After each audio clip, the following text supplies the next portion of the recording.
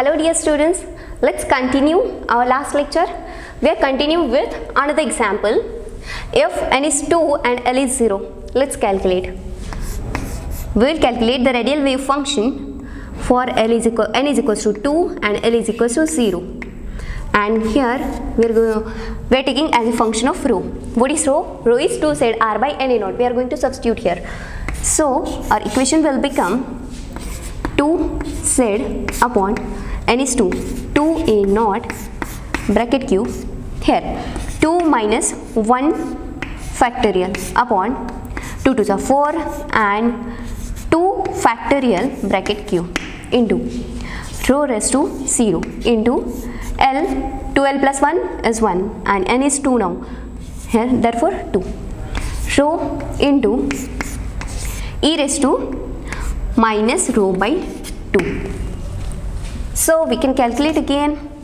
2 get cancelled, so minus z upon a naught bracket cube into, now under root of 2 minus 1 is 1 upon 4 into 2 factorial is 2 and 2 cube is 8 into rho raised to 0 is 1 into, see, it will become this Liguri, associated Liguri polynomial. We know that how to solve that. So let's solve this. Here p is equals to 1 and k is equals to 2 and x is equals to rho. So we will get d by dx in bracket, sorry, d by d rho in bracket e raised to rho, here d square by dx d rho square in bracket again rho square into e raised to minus rho into e raised to minus rho by 2. Okay, let's solve again. See, 4 will come outside, it will become 2 minus 1 upon 2 z by a naught cube into under root of 1 upon 4 2s are 8. So it will become 4 root 2. Okay,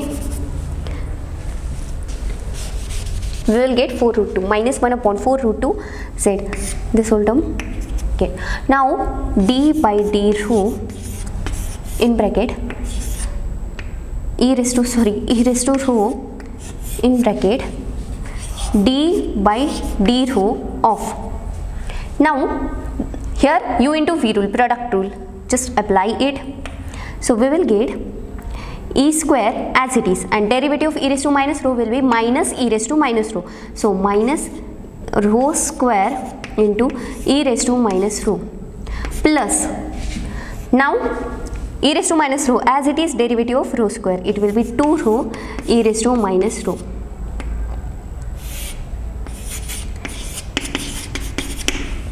So we can get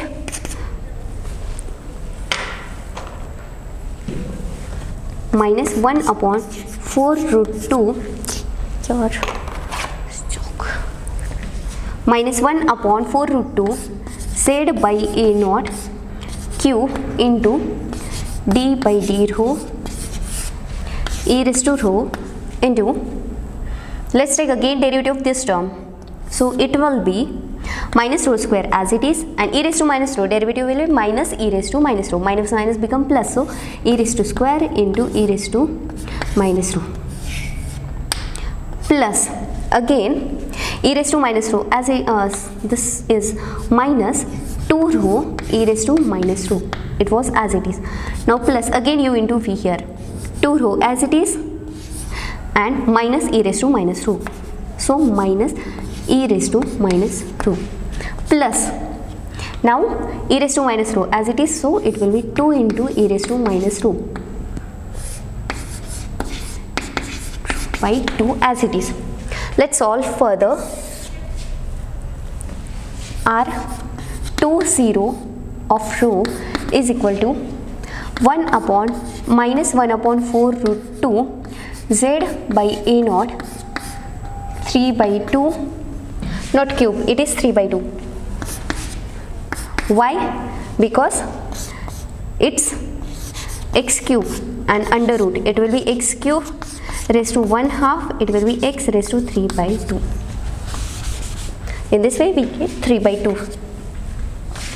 3/2 d by d rho of, just multiply this inside.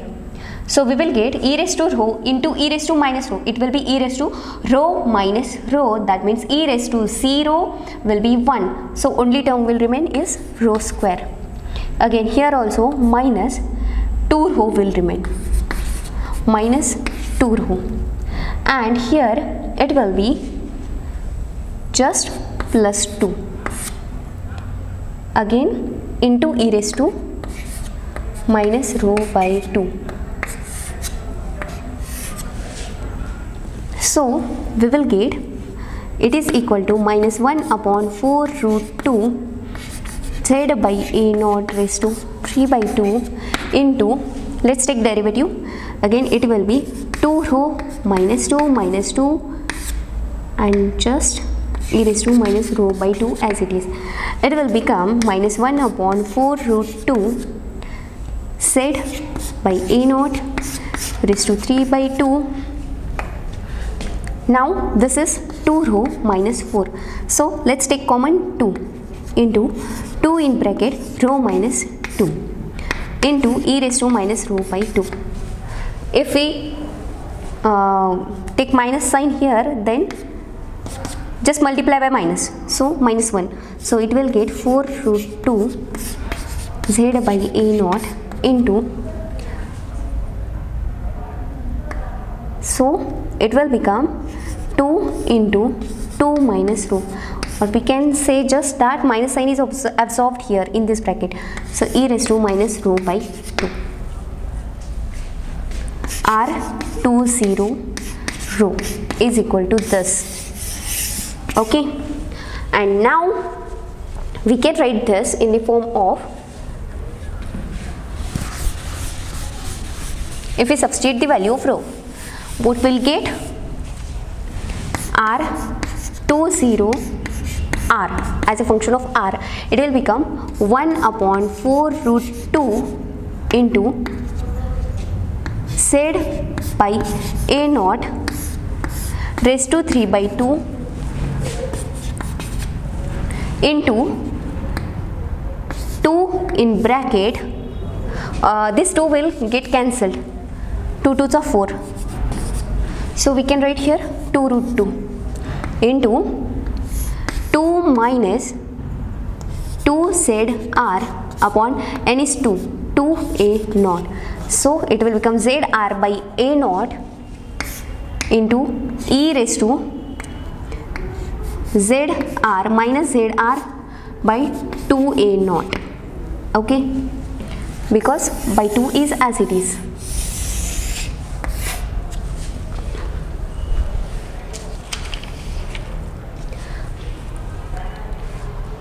That's it. This was value for R20. This is R20. In this way we can calculate R part. We have seen how to calculate theta part. It was by Legendre polynomials, and here we can solve R part by Legendre polynomials. Now this equation can give us one another thing. Did you notice? In our previous two equations, that is for angular parts theta and phi, there was no e there. E term was not there. But here e term is appeared. So from radial part, the solution of radial part will provide us the value of e also. After solving, we will get e is equal to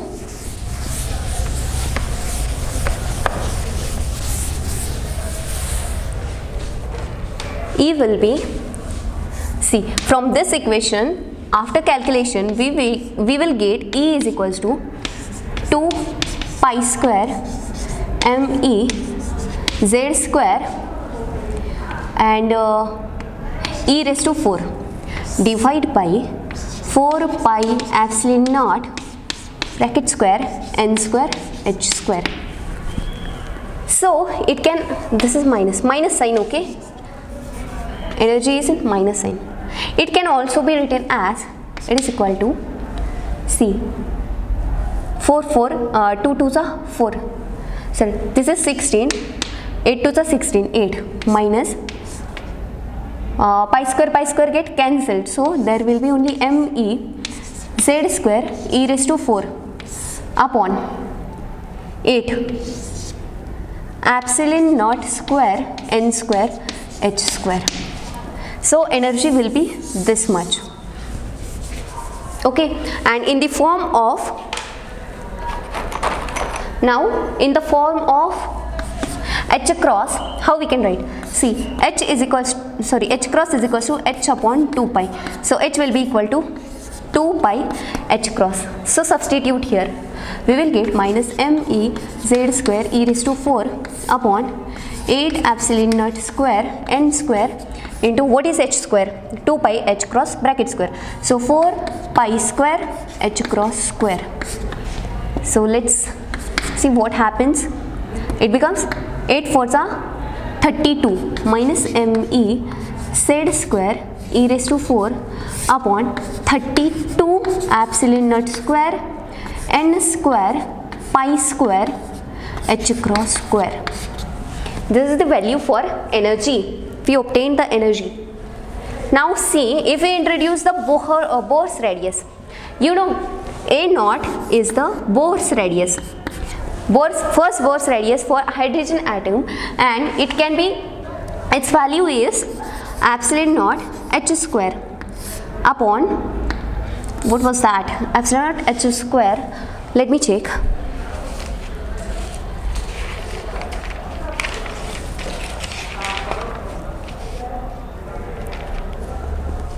Pi me e square. Okay, this is the Bohr's radius, and in the form of h cross, it is epsilon naught. See, what was h cross? 4 pi square h cross square divided by pi me e square. It can be written as 4 epsilon naught pi h cross square upon 4 pi epsilon naught h cross square upon me e raised to e square, e square. Now see, we can substitute this value here. So we will obtain E as E is equal to 4 pi epsilon naught. Let's write. Let's take reciprocal of this.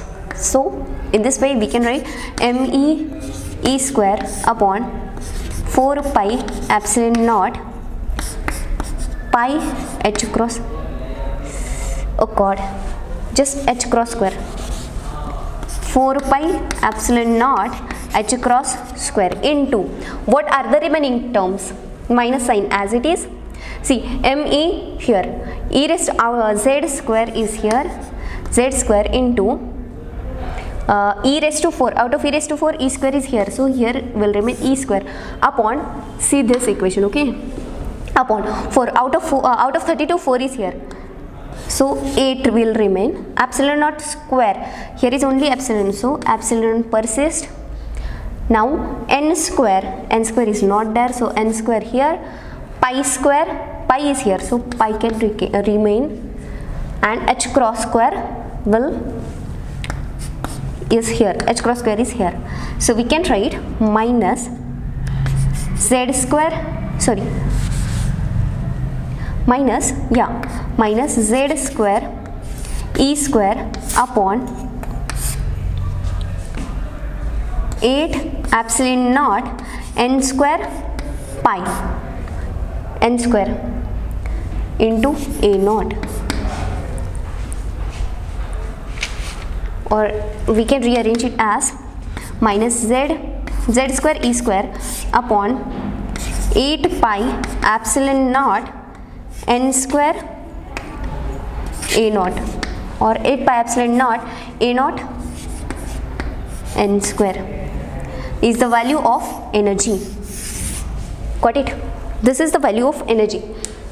Now see, actually we will now introduce atomic mass unit. AMU, atomic unit. So for atomic unit, AU, atomic unit, the values for atomic units are C. For mass of electron, it is equal to charge on electron is equal to, minus of charge of electron. Okay, then 4 pi epsilon naught is equal to A naught is equal to 1. Okay, these all things become 1. So our energy term becomes, here just E is equals to -1 in atomic units. All other things are like this. Mass of electron 4 pi epsilon A naught is 1. So in atomic units our energy will be equal to minus Z square. Now -1 square is 1, so it will remain as it is, and here it is 4 pi epsilon naught is 1. So 2 will be here only. 2 into 4 pi epsilon naught. A naught is 1, so only n square. So our energy will be minus Z square upon 2n square for hydrogen like atoms. For hydrogen like atoms, we have calculated the value of energy and the value of wave function of radial part in today's class. And this energy here, the n is integer, n is equals to 1, 2, 3 and so on and so forth. Now we have two terms, right? In our equation, in our solution of radial part, there were two variables. We have written Rn into NL of R, right? So there are two variables. This is azimuthal quantum number and this is principal quantum number. This is called as principal quantum number. And while solving this equation, we will not only get the n value is not, the values of n are not just going to arise, but they have limits also. See, n will be always greater than or equal to L plus 1. So we can write L is always less than or equal to, L is always less than or equal to n minus 1 and greater than or equal to 0. Okay, these are the limits for values of n and L, and they are actually practically observed. These limits are observed true practically. So to become n minus 1 greater than or equal to L, and if L is greater than or equal to 0, n value should be start from 1, okay, and not from 0. If n is 0, then L becomes minus 1, but L is always greater than or equal to 0. So to make it true, we have to have the values of n as 1, 2, 3, 4, not from 0. Got it? Okay, that's it for today. In the next lecture, we will see the complete wave function of our hydrogen atom and just the recap. Thanks for watching. And if you have any doubts, please let me know in the comment section. Okay, bye.